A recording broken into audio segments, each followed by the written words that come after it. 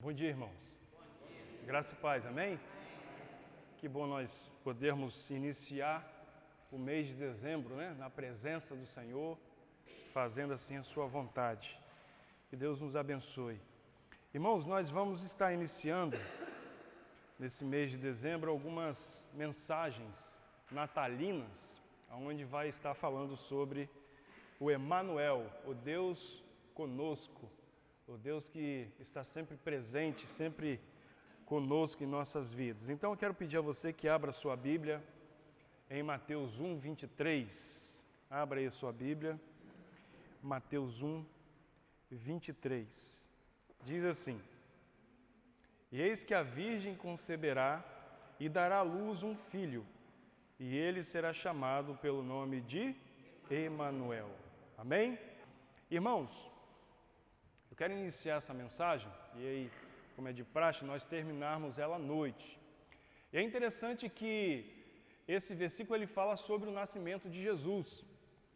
Mas na história, nós vamos observar que há vários nascimentos muito interessantes, nascimentos além do comum. Por exemplo, nós temos o nascimento de Isaac, Isaac, ele nasceu de uma mulher de 90 anos, de uma senhora, e o nome dela era Sara, de 90 anos, era algo assim fora do comum. Uma mulher de 90 anos, hoje, com a medicina aí, ela está possibilitando mulheres de 40 e poucos anos, até, às vezes até mais, ter filhos, E coisa que antes não era muito possível isso aí. Era muito risco, era muito complicado uma mulher ter filhos um pouco aí com menos de idade, com essa idade. Mas aqui também nós vamos observar também um outro nascimento espetacular, que foi o nascimento de Sansão. Sansão tinha a sua mãe, que era estéril, Manoá. Ela era estéril. E Deus abençoou para que Sansão nascesse. Um outro nascimento também de uma mulher estéril foi o nascimento de Samuel. Sua mãe Ana, ou Hana, se você for lá no hebraico, você vai ver que ela é abençoada por Deus, ela ora ao Senhor, ela fala com Deus, consagra ao Senhor essa criança e nasce então Samuel. E aí nós vimos também um outro nascimento espetacular de uma mulher estéril, que foi Isabel. Isabel deu à luz a João Batista, primo de Jesus. Mas nenhum desses nascimentos supera o nascimento de Jesus. Nenhum deles supera. Porque o nascimento de Jesus, ele veio direto dos céus.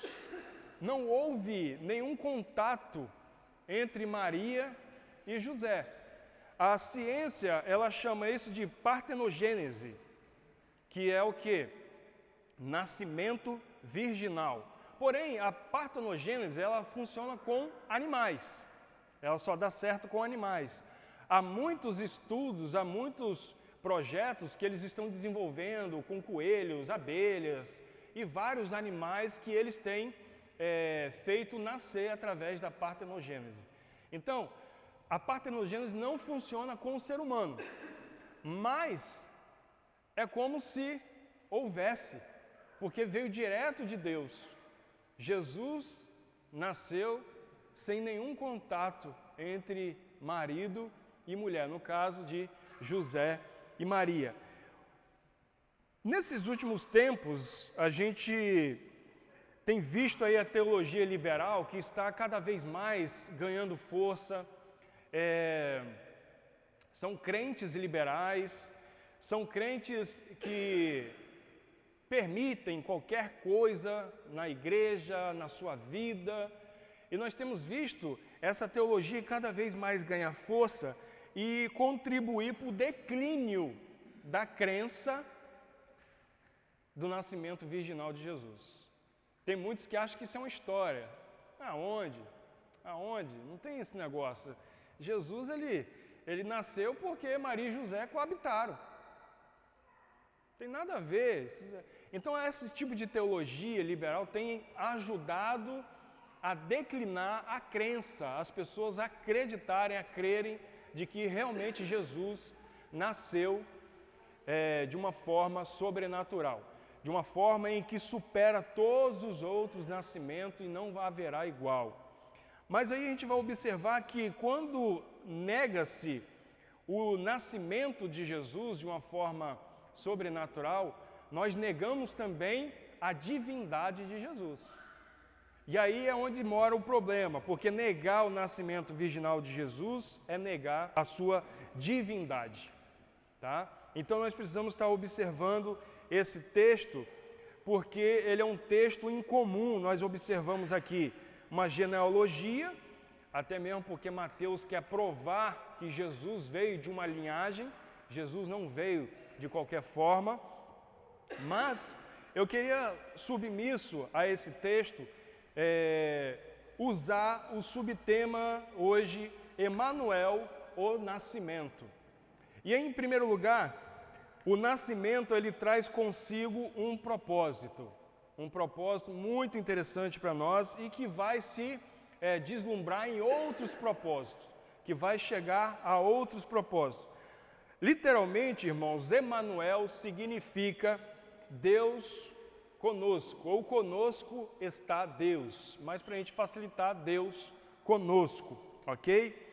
É o nome prometido da alma, ou seja, mulher solteira, é o grego mulher solteira, que você vai observar lá em Isaías 7, versículo 14, e da Pártenos, virgem, porque essas palavras comprovam que Jesus ele veio realmente de uma mulher solteira e veio também de uma virgem.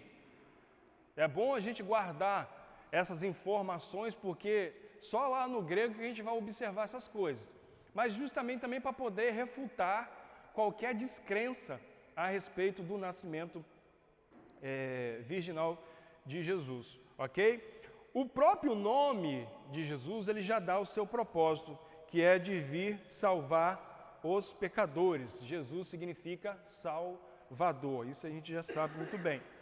Mas o próprio nome já demonstra que o Senhor não é um Deus alienado. Por isso que o nome dele é Deus conosco. Deus não é um Deus alienado que ficou lá olhando as nossas aflições, os nossos pecados e vendo que a gente tinha como destino o inferno. Não. Nós também não poderíamos, se caso Deus quisesse, né, nós não poderíamos culpar a Deus, no caso, se ele viesse como Deus contra nós. Se o significado do nome dele fosse Deus contra nós, a gente também não poderia chorar, a gente não poderia reclamar, a gente não poderia culpar a Deus, se caso o seu nome significasse esse também. Deus contra nós, ou Deus se opõe a nós. Mesmo com todo o direito, mesmo ele vendo em nós pecados, vendo em nós como inimigos dele, ele escolheu vir como Deus conosco. Ele escolheu Deus conosco, irmãos. E isso é uma grande bênção para nós, tá? É interessante que a sua santidade, ela só emana ser presente.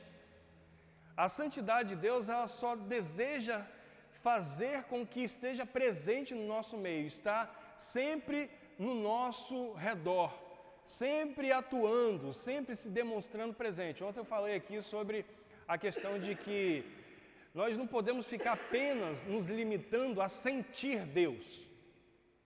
Pelo contrário, nós temos que estar buscando a Deus ao ponto de percebê-lo. Deus colocou algo em nós chamado intuição íntima de Deus. Se a gente for observar, resumindo, a fé. Deus colocou fé no coração de cada pessoa.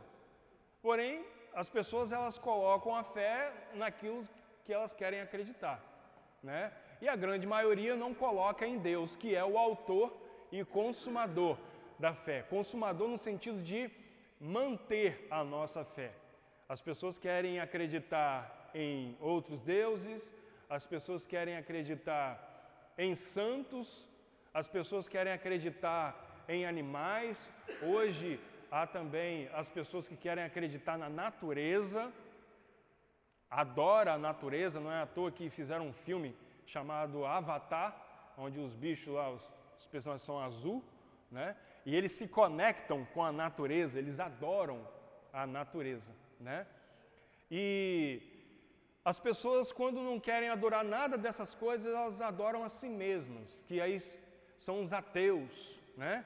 O ateu, ele crê somente nele.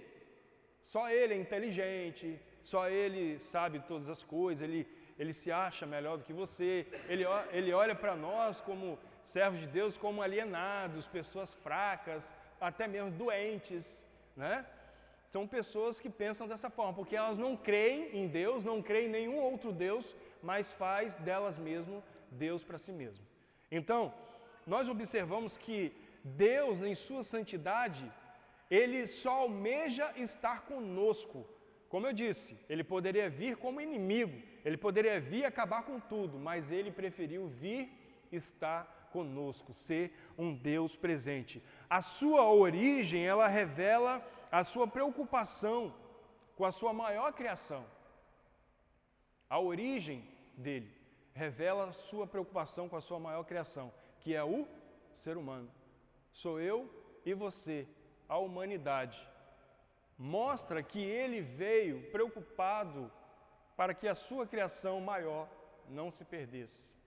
Então ele veio para os seus, embora os seus o rejeitaram, mas ele veio estar conosco, ele decidiu estar conosco, ele nos amou, saiu do seu alto e sublime trono e veio, nasceu entre nós, viveu entre nós, morreu entre nós e ao terceiro dia ressuscitou entre nós, demonstrando que quer estar sempre conosco. Embora Emanuel não reapareça em Mateus, se você for observar aí, você não vai achar o nome de Jesus, né, Emanuel, em nenhuma outra parte do Evangelho. Não é verdade? Você vai olhando aí, pega aí Mateus aí, vê se você vai achar lá. Não acha. Não tem. Você não vai ver novamente. Mas o equivalente dele reaparece nos últimos versículos. E eis que estarei convosco todos os dias, até a consumação do século. Ou seja, o nome dele não aparece de novo, mas a sua representação, o seu equivalente está o tempo todo demonstrando a sua presença. Ele continua presente em nosso meio. Então isso mostra que ele é o princípio, mostra que ele é o fim, de que estará sempre acessível a todo aquele que o buscar. Estarei convosco até a consumação do século, todos os dias. Ou seja, eu estou disponível para você. Eu estou aqui sempre atento às suas necessidades, porque eu sou o Deus convosco. Eu sou o Deus que está sempre com vocês. Eu não sou um Deus alienado, eu estou com você. Só basta você me buscar. Só basta você entender que eu estou aqui sempre acessível a todo aquele que buscar. E também de que Ele é contigo desde a sua concepção e de que será presente até o seu último respirar. Ou seja, jamais nos abandonará. Jamais nos abandonará, porque Ele é o Deus conosco. O seu nascimento milagroso, irmãos, nos mostra que pequenos como grandes milagres serão sempre presentes nas nossas vidas, amém? Por mais que a gente não enxergue, por mais que a gente não veja, mas sempre tem milagres presentes em nossa vida. O fato de nós acordarmos hoje, no dia 1º de dezembro, primeiro dia do mês, né, do último mês do ano, foi um milagre. O fato de nós virmos aqui hoje foi um milagre que Deus operou mais uma vez nas nossas vidas. Porque se depender de nós, a gente não estaria aqui, não é verdade? Depender de eu, de você, né? Por nós mesmos, a gente quer ir para outro lugar. A gente quer estar em qualquer outra localidade, fazendo qualquer outro tipo de coisa. Mas nós estamos aqui pelo o milagre operante em nossas vidas que emana do trono do céu. Então, o seu nascimento milagroso nos mostra que pequenos como grandes milagres estarão sempre presentes em nossas vidas. Uma outra coisa que a gente observa no seu nascimento é que ele esclarece que as boas novas vindas do trono de Deus são sinais, irmãos, de que somos alvo constante do seu divino amor. Nós somos alvo constante do amor de Deus. Por mais que a gente possa se sentir desamparado, por mais que a gente possa se sentir desanimado, a gente possa olhar ao redor e ver que parece estar tudo desmoronando, mas Deus está conosco, demonstrando o seu amor para conosco, porque nós somos alvo desse amor. Ele nos ama. Então, esse seu nascimento esclarece as boas novas. Por quê? Porque quando ele nasceu, foram as boas novas de salvação. As pessoas ficaram agitadas, querendo saber sobre essas boas novas de salvação. O anjo Gabriel veio trazer boas novas de salvação. Falou com José, falou com Maria, falou com os pastores. O anjo Gabriel trazendo boas novas de salvação. Então, as boas novas de salvação nos mostra que nós somos alvo do amor de Deus. Nós vamos continuar sendo alvo do amor de Deus.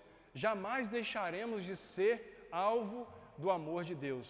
E nós precisamos aproveitar esse amor que Deus tem por nós e buscarmos Ele todos os dias.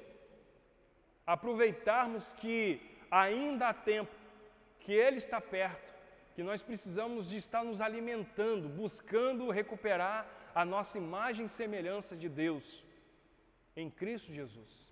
Nós precisamos de estar levando a nossa vida diante do Senhor todos os dias.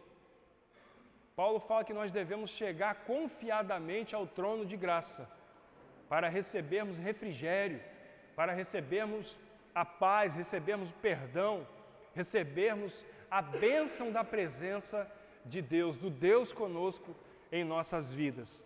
E aí a gente vai observando um pouco mais sobre o nascimento de Jesus, porque o nascimento de Jesus é prova de que assim como foi concebido milagrosamente em Maria, Ele quer nascer milagrosamente em cada coração. Mas aí como Ele vai nascer milagrosamente em cada coração, se não há quem pregue? Como Ele vai nascer milagrosamente no coração das pessoas aqui de Cariacica, né? Se nós não formos e levarmos a palavra dEle? A gente observa aí algum movimento, a gente não sabe se é verdade, se não é, mas de que Jesus, o próprio Jesus, tem aparecido em países como esses países de Estado Islâmico, né? E as pessoas têm se convertido. Porque dificilmente, talvez, alguém vai lá pregar a palavra para aquele povo lá. Dificilmente, né? É engraçado que hoje em dia tem um monte de gente querendo ser missionário. Ah, que bom, irmão. Vamos conversar sobre esse chamado seu aí. Não, pastor, mas eu quero ser missionário porque Deus me deu o chamado de missões urbanas. E aí eu quero fazer missões ali no shopping. No shopping. Ninguém quer ir para a África. Ninguém quer ir lá para os países árabes. Mas no shopping. No shopping é uma mata, né? Ser missionário, não? É facinho, ar-condicionado, o tempo todo. A hora quando vai lá, toma um sorvetinho. Missionário no shopping é a coisa mais fácil que tem. Ah, mas missões urbanas. Ah, tá. Aprender a língua do povo lá, aprender a cultura, o costume daquele povo lá, você não quer ir. Então tá tendo essa onda de missionários, de missões urbanas, que só querem fazer missões aqui, onde é próximo, é perto da casa, próximo dos papais, né? Ninguém quer ir lá para a África, ninguém quer ir lá para a Etiópia, ninguém quer ir lá para a Itália, que tem lugares lá na Itália que é terrível. Mas como Jesus vai nascer milagrosamente no coração dessas pessoas se não há quem pregue? Ontem nós fizemos aqui uma capacitação chamada Ponte da Fé. O povo riu e saiu daqui com uma ferramenta no coração. Saiu daqui com uma ferramenta em que ela pode pregar a palavra em 5 minutos para a pessoa. 5 minutinhos. As pessoas lá precisam desses 5 minutos. Ouvir a palavra de salvação. Ouvir que o Deus conosco não é só história. Elas precisam ver em nós que o Deus conosco é uma realidade. Ele está realmente conosco. Ele está nos abençoando. Ele está nos dirigindo. Ele está nos dando todas as condições para que possamos ser verdadeiramente filhos de Deus, abençoados, cheios do Espírito Santo, que busca a sua vontade, que busca fazer com que os seus olhos brilhem de alegria. E aí a gente poder, com toda a autonomia, com todo o peito estufado, com a boca cheia, dizer: a alegria do Senhor é a nossa força. Quando nós fazemos Deus feliz, nos tornamos fortes. Então, o nascimento milagroso prova que Ele quer nascer milagrosamente no coração das pessoas. Mas Ele quer usar eu e você. Todos os departamentos dessa igreja têm que ser algo evangelístico. Todo o culto dessa igreja tem que se tornar um culto evangelístico. Por quê? Porque cada membro dessa igreja vai estar sempre ativo à disposição de Deus, do Deus conosco, para sempre levar a palavra de Deus ao coração das pessoas, como também trazer essas pessoas para ouvir a palavra de Deus. Então ele tem que ser um culto evangelístico. Não importa, porque nós criamos um costume dizendo que o culto evangelístico é só o culto do domingo à noite. Nós temos que derrubar isso. Nós temos que buscar, procurar, trabalhar, vencer a si mesmo, para que todo culto seja um culto evangelístico. Embora a gente está precisando, nos dias de hoje, de estar pregando para os crentes se converterem. Crentes entre aspas, porque muitos são apenas membros da igreja. Foram para as águas, desceram, batizaram, mas ainda não nasceram de novo.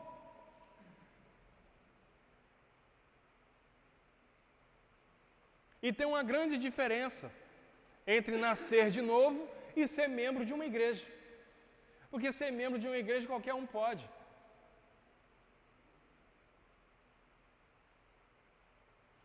Mesmo que a pessoa não creia em Jesus, ela falando para nós aqui que crê, a gente vai lá e batiza ela. Como é que a gente vai dizer que não? A não ser que ela está demonstrando muito mesmo que não é crente, né? Aí não tem como. Não é verdade? Mas nós precisamos ser esse agente. Irmãos, nós fomos chamados por Deus. Nós fomos chamados pelo Deus conosco, o Deus presente, para trazermos pessoas aos pés da cruz. Eu estava vendo no Facebook ontem uma postagem. Aí o camarada, não é nada de ninguém daqui não. A pessoa colocou assim, mais ou menos assim: nosso Deus, tem muito tempo que eu não vou nessa igreja assistir um culto. Olha que coisa infame. Olha que coisa triste. O que é uma coisa triste nessa fala dele? É uma pessoa vir assistir o culto. Lembra que nós falamos domingo passado que a igreja não é o seu supermercado favorito? Não é a marca de biscoito que você mais gosta? Não é a sua marca de macarrão favorita? A igreja do Senhor é a noiva de Cristo. E nós não podemos vir aqui assistir ao culto. Nós temos que vir como igreja, prestar nossa adoração ao Senhor. O problema todo é que hoje, infelizmente, a igreja, e quando eu digo a igreja, gente, não se sinta isento. Porque nós estamos falando para nós aqui. mas é no modo geral também. As pessoas querem as coisas prontas. Os crentes hoje querem tudo pronto. Eles não querem acordar cedo.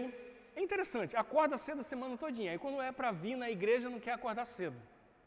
Aí, não quer acordar cedo, não quer ler a revista da EBD, ele não quer ler a palavra de Deus, mas quer ser abençoado. Ele quer um negócio pronto. Deus, o Senhor é obrigado a me abençoar e pronto, acabou. Entende como é que é o negócio? É isso que está acontecendo com nós. Está acontecendo comigo e com você. A gente quer um negócio prontinho, sem esforço, sem nada. Não estamos querendo pagar o preço. Nós não estamos querendo renúncia. Nós estamos querendo tudo pronto, na palma da mão. Na palma da mão. Senhor, faz de mim um vaso novo. Senhor, encha-me do teu Espírito. Mas para você se encher do teu Santo Espírito, você vai ter que botar o joelhinho no chão. Vai ter que se humilhar diante de Deus. Vai ter que vencer a si mesmo. Vai ter que chegar diante de Deus, pedir, clamar, suplicar, gritar por misericórdia, para você começar a se encher do Espírito Santo. Você vai ter que pegar a sua Bíblia, vai ter que abrir ela, o olho vai começar a bugar depois de 5 minutos de leitura, porque não está acostumado a ler, não tem o costume de ler, o olho vai começar a coçar, vai começar a lacrimejar, vai começar a ficar vermelho, aí você vai ter que levantar, ir lá na pia, molhar o olho para poder continuar, mas é isso. Tem que pagar o preço, tem que investir tempo para você se encher do Santo Espírito. Senhor, aumenta a minha fé. Aí Deus pega, quer mesmo? Deus pega lá, coloca uma aprovação. Aí quando vem a aprovação, o inimigo se levantou. Ainda tem a coragem de chamar Deus de inimigo. Até porque não está tendo discernimento espiritual, não tem uma vida espiritual, vive uma vida carnal, de domingo a domingo, todos os dias, vive sem buscar a Deus, vive como se Deus não existisse, não vai entender que Deus está agindo, não vai entender que aquilo é uma prova e não uma tentação. Entende como é que funciona? Não adianta você querer as coisas prontas. Porque até mesmo um miojo, você tem que colocar ele lá 3, 5 minutos para poder comer. Você tem que ir lá e tirar ele da panela, botar na tigela ou no prato, onde você quiser. Pegar a colherzinha, botar na boca. Pegar, soprar para não queimar a boca. Porque não tem nada pronto. Então nós devemos tirar essa coisa da nossa vida. Lembra de Pedro? Despojai-vos. É pegar e jogar fora. Joga fora aquilo que não agrada a Deus. Joga fora aquilo que não edifica você. Não vai adiantar a gente ficar aqui orando por salvação. Não vai adiantar aqui a gente ficar pedindo a Deus que fale ao coração das pessoas, que converta eles do pecado, da justiça e do juízo, se nós não pagarmos o preço de sairmos das nossas 4 paredes, do nosso comodismo e levar a palavra de Deus. Não tem como. Ele nasceu milagrosamente, o maior nascimento que a humanidade viu, mas quer nascer milagrosamente no coração das pessoas, através de eu e você. Ele usou Maria. Ele usou Maria. Ele quer usar eu e você. E aí a gente vai observando algumas coisas ainda nesse texto, porque as boas novas de seu nascimento faz o coração do crente arder em testemunhar do seu grande amor. As boas novas do Deus conosco nascendo em Belém, faz o coração do crente arder para testemunhar, falar de Jesus às pessoas. Lembra de domingo passado? Nós falamos aqui sobre alguém que quer morrer aqui para ir para o céu? Sempre tem não, agora não.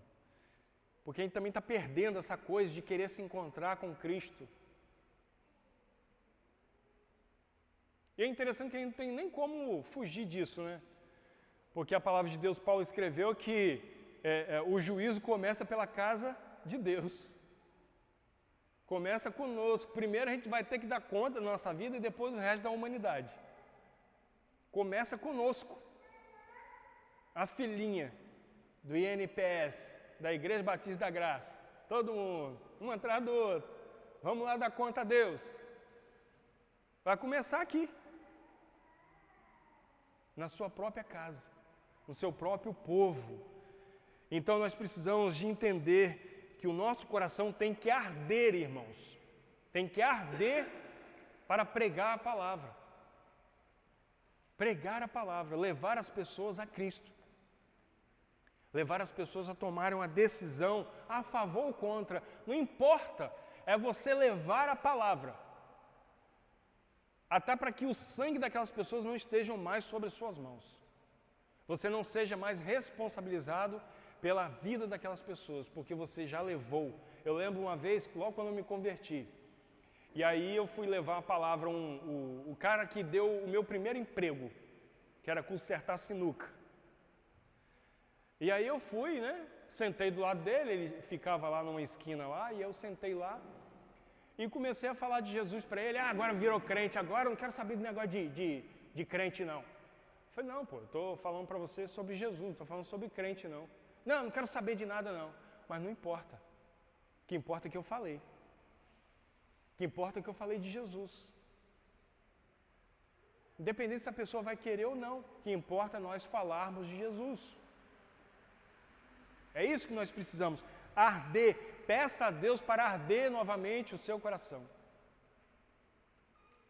Porque nós estamos muito acomodados. Deus continua conosco, continuará conosco, mas nós não podemos ficar acomodados. Nós precisamos de levar a palavra de Deus ao coração. Seu nascimento revela que a história ela não é escrita pelo homem.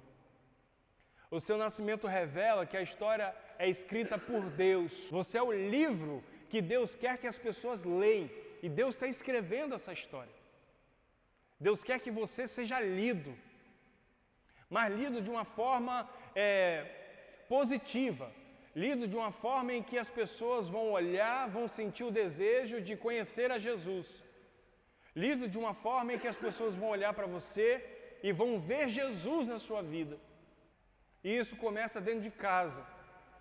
E aí quando nós vamos observar, isso continua da porta para fora.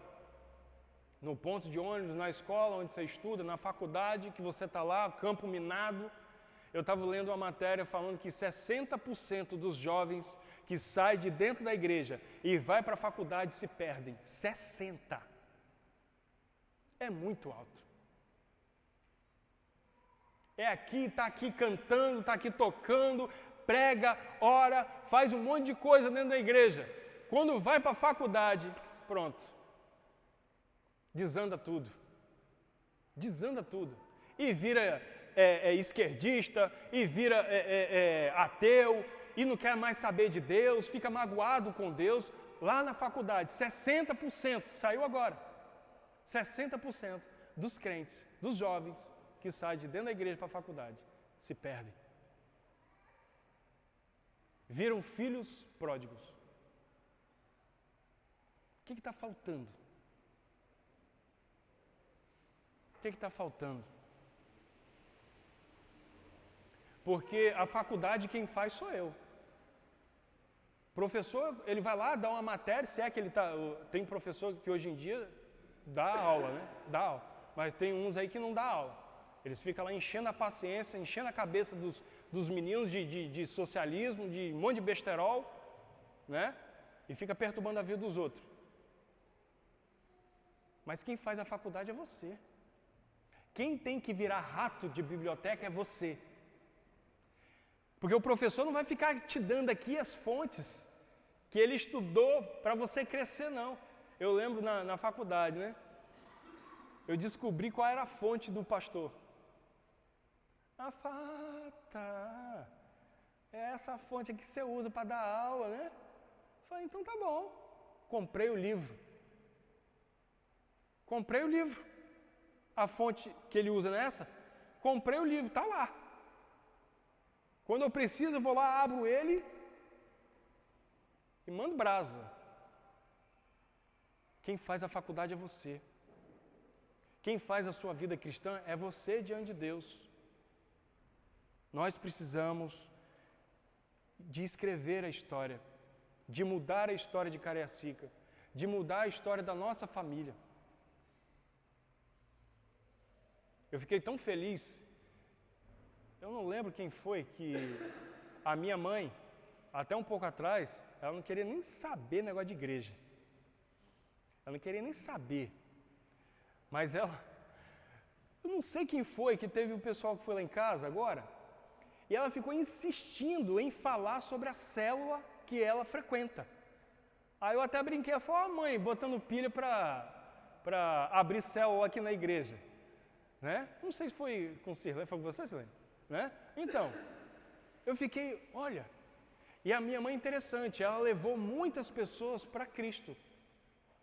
Ela frequentava a Maranata, levou tem um monte dessas pessoas na igreja, lá até hoje. E aí depois ela sumiu, não queria saber mais de igreja. Aí agora ela voltou, graças a Deus, né, e está aí falando de célula. Eu fiquei até bobo. Nós precisamos de falar. Nós precisamos compartilhar das bênçãos de Deus, compartilhar desse Deus conosco, esse Deus que não é um Deus alienado. O seu nascimento foi único na história, irmãos. O seu nascimento foi único, simbolizando experiências únicas nas nossas vidas, milagres únicos nas nossas vidas, bênçãos únicas nas nossas vidas, de um Deus único que quer nos abençoar de uma forma única. Então nós temos que estar observando que Deus quer nos abençoar cada dia mais. Porém, muitas vezes a gente dificulta de ser abençoado, porque muitas vezes a gente não está buscando a Deus. Lembra que eu falei para os irmãos? Existem bênçãos para aqueles que leem a palavra. Só quem lê a palavra vai desfrutar dessas bênçãos. Quem não lê, não tem contato com a Bíblia, não desfruta dessas bênçãos. Ele não consegue desfrutar. A vida dele é uma vida carnal. É uma vida carnal. Ele não se interessa por Deus, pelas coisas de Deus. Até faz as coisas dentro da igreja. Até está presente às vezes na igreja. Mas verdadeiramente ele não tem intimidade nenhuma com o Deus da obra. Faz a obra de Deus, mas não tem intimidade com o Deus da obra.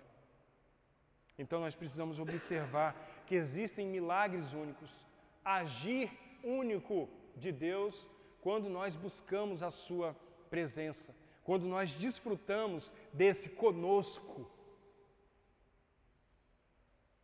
dessa aproximação de Deus para conosco.